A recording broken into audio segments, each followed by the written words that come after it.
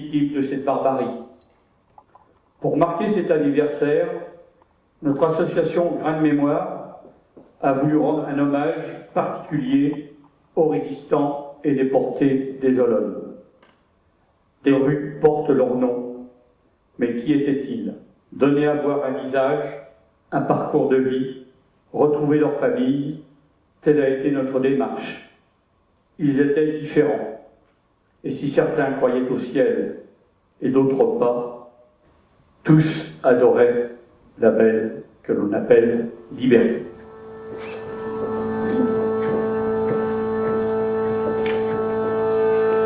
Ils n'ont pas le droit de sortir. Le règlement, c'est le règlement. France, je réponds de cette personne.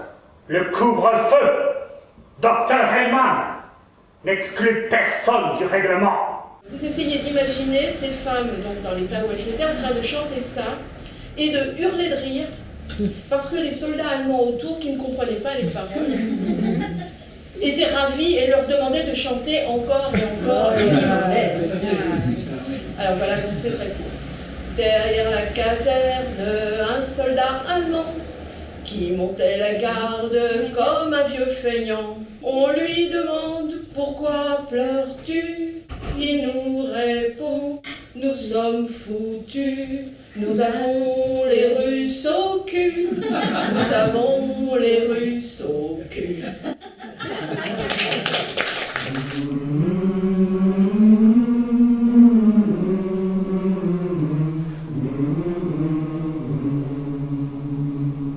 Je suis fille d'une personne déportée.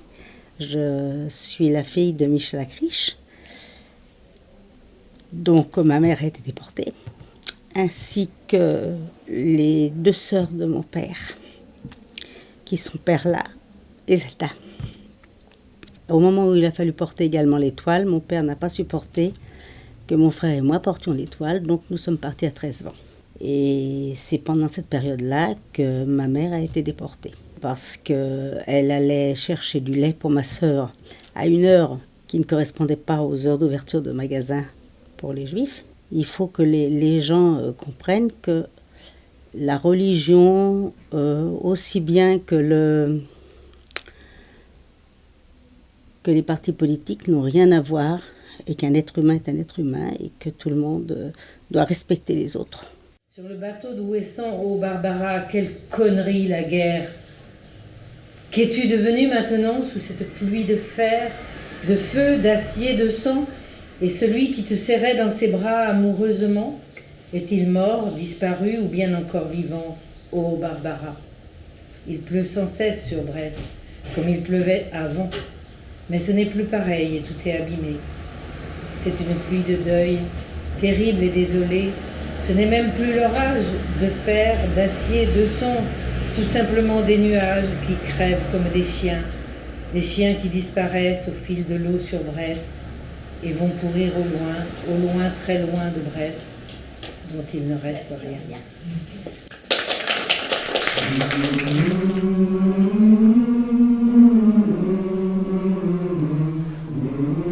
J'ai rencontré le colonel Fabien qui n'avait que 26 ans et je lui dis oui, je parle allemand aussi bien que le français.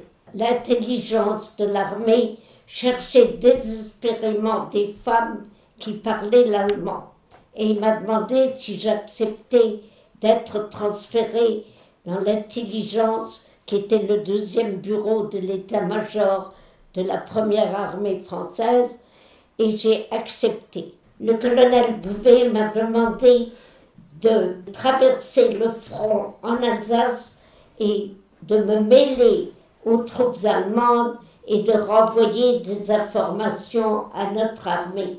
Je n'avais qu'une petite valise avec des vêtements de rechange dont j'avais enlevé les étiquettes pour qu'on ne reconnaisse pas que ces vêtements viennent de France. Je devais traverser un immense champ et me rendre à un village au nord-est de ce champ.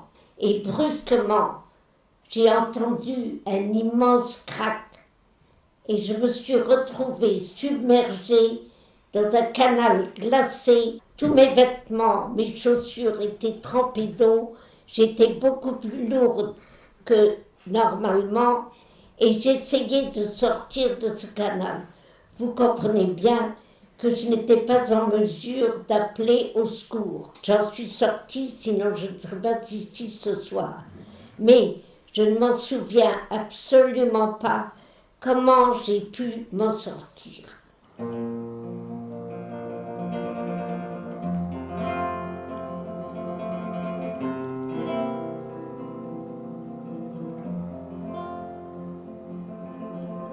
Les Allemands étaient chez moi, on m'a dit résigne-toi, mais je n'ai pas pu. Et j'ai repris mon âme. Personne ne m'a demandé d'où je viens et où je vais, vous qui le savez. Effacez mon passage.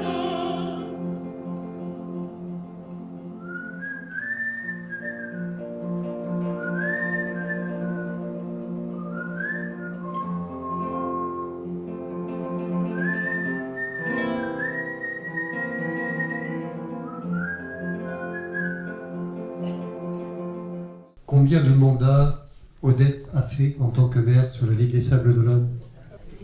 Un demi-mandat. Elle a été élue donc aux élections municipales d'avril-mai 45. Au cours des années qui ont suivi, donc 45-46, il y a eu toute une série d'élections. En 46, un référendum qui a installé une nouvelle constitution. Il y avait 2 listes en 45 et en 47, il y en avait 4. 2 de droite, 2 de gauche. J'invite à venir me rejoindre, puisque je les aperçois dans la foule, 2 élus. Tout d'abord, celui que je qualifierais de mon meilleur ennemi, Charles Rousseau. Et maître Paul Lecomte, qui, comme tout le monde le sait, a été maire des Sables-d'Olonne de 1935 à 1942. Je vous remercie. Et donc, à très peu près, c'est la liste de M. Charles Rousseau qui l'a emporté.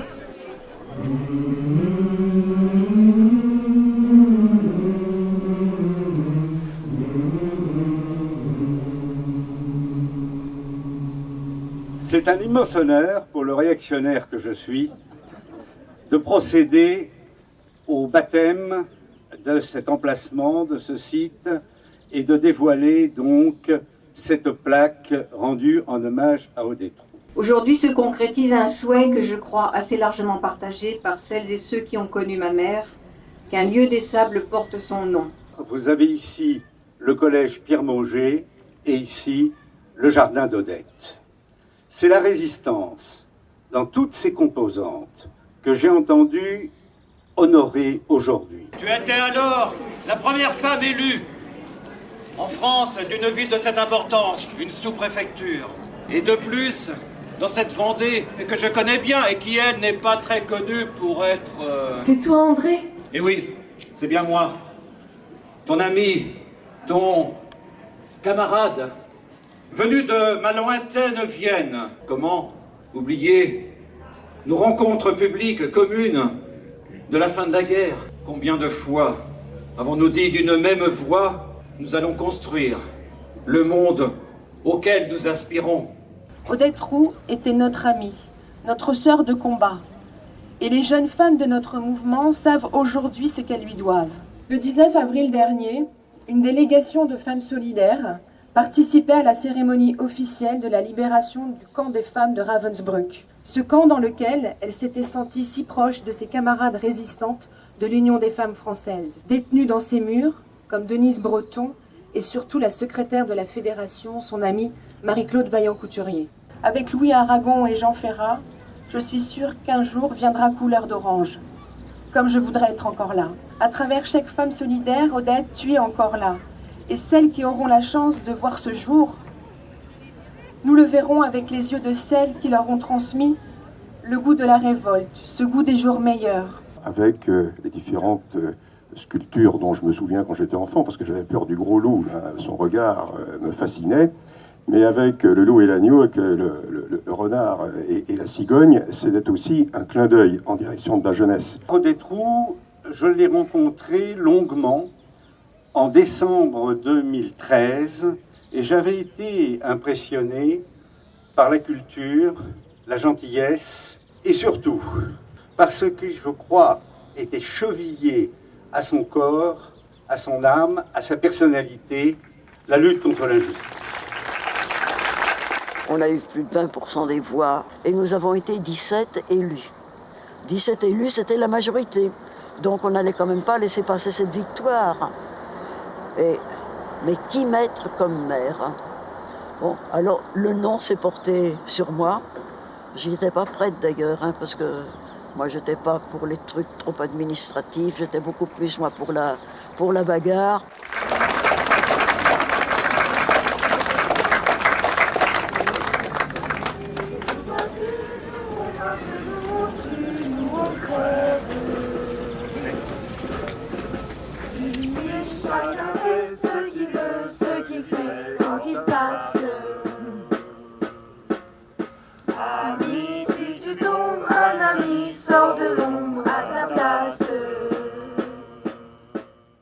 La rue Basse, comme son nom l'indique, fut donc par décision du conseil municipal baptisée rue Maurice Angers.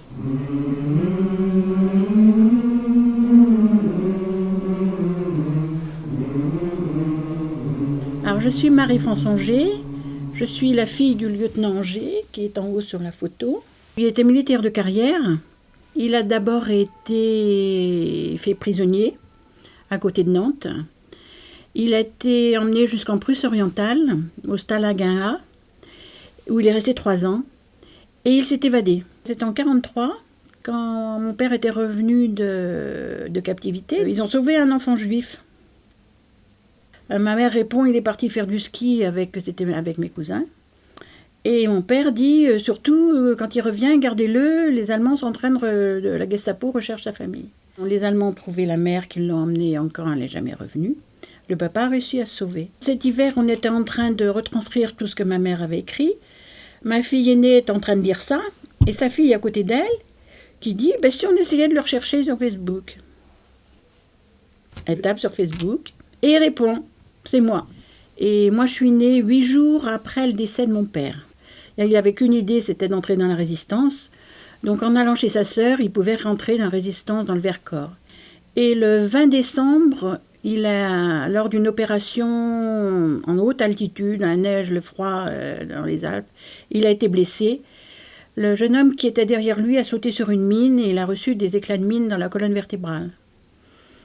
Il a vécu jusqu'au 6 mars, où il est décédé à Lyon, à l'hôpital de Lyon. Et moi, je suis née le 12 mars 1945.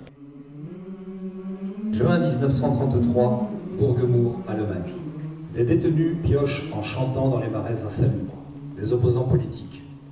3 d'entre eux ont composé ce chant. Très vite interdit par les SS, il est devenu depuis l'hymne européen de la déportation.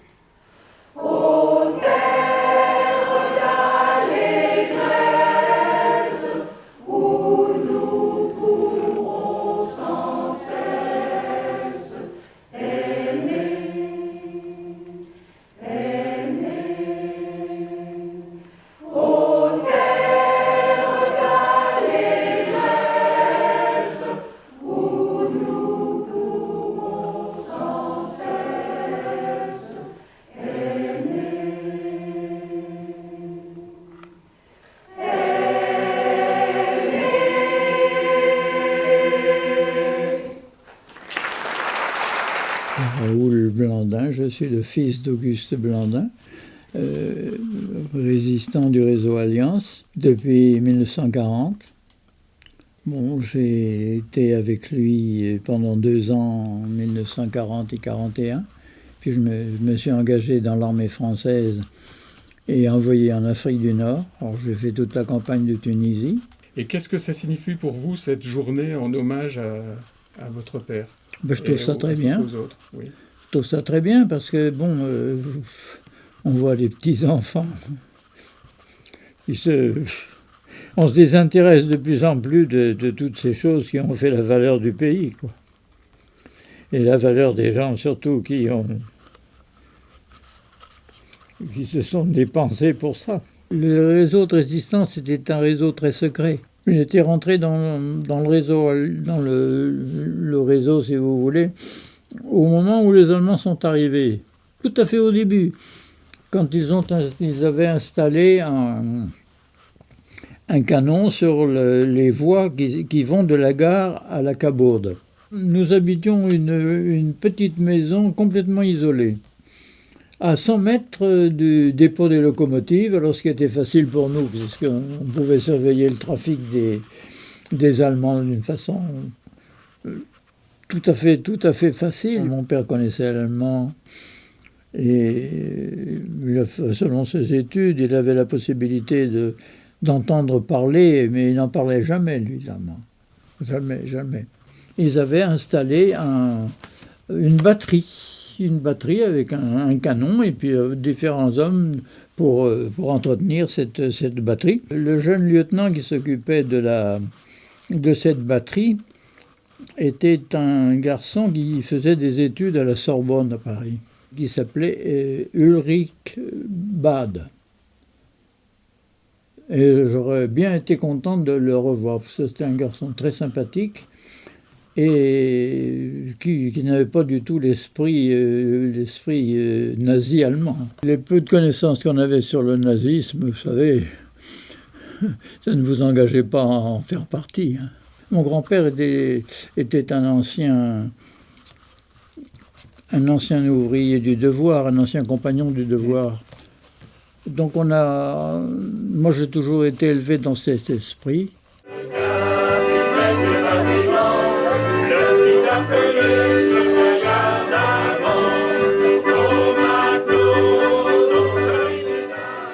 Le baptême est un jour qui compte dans la vie d'un navire. La vedette de pilotage et de remorquage Pilote Garnier est un navire essentiel pour le port de commerce. Le nom Pilote Garnier, inscrit en lettres blanches sur fond noir au tableau arrière, interroge. En 1942, c'est un homme toujours plus engagé qui intègre le réseau de la résistance. Au nom des pilotes de la Loire, je souhaite bon vent et bonne mer aux marins de Pilote Garnier. T'es prêt ? Allez-y.